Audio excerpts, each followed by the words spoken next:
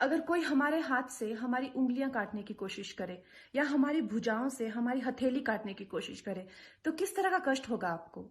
वही कष्ट पहुंचाया है चाइना ने हमें लद्दाख पर अपनी लालची नजरें गड़ा के, और वहां हमारी सीमा का एक एक इंच बचाते हुए हमारे 20 जवान शहीद हो गए हैं। क्या भूल पाएंगे आप उनकी माओं के आंसू, उनकी विधवाओं की चीखें और उनके बच्चों के दिए हुए बलिदान को?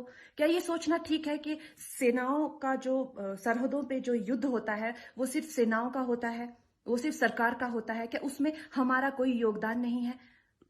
क्या हम भूल गए वो वक्त जब महात्मा गांधी जी ने कहा था अगर अंग्रेजों की रीढ़ तोड़नी है भारत में तो उनके बनाए हुए हर उत्पादन का बहिष्कार करना पड़ेगा? तो क्या ये जरूरी नहीं है कि हम भी इस युद्ध में हिस्सा लें, क्योंकि लद्दाख सिर्फ एक जमीन का टुकड़ा नहीं है, भारत की अस्मिता का एक बहुत बड़ा हिस्सा है, भारत की हथेली है। हम उसे किसी तरह से इस दुश्मनों के उनके गंदे इरादों में सफल नहीं होने दे सकते।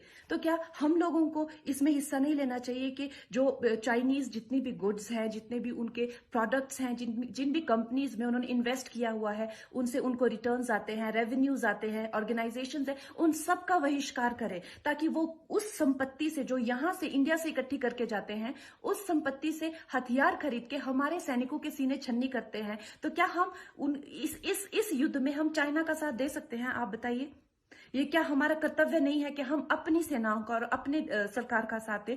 तो हमें प्रतिज्ञा लेते हैं कि हम आत्मनिर्भर बनेंगे और चाइनीज गुड्स को बिल्कुल बॉयकॉट करेंगे और इस युद्ध में हिस्सा लेके भारत को जिताएंगे। जय हिंद।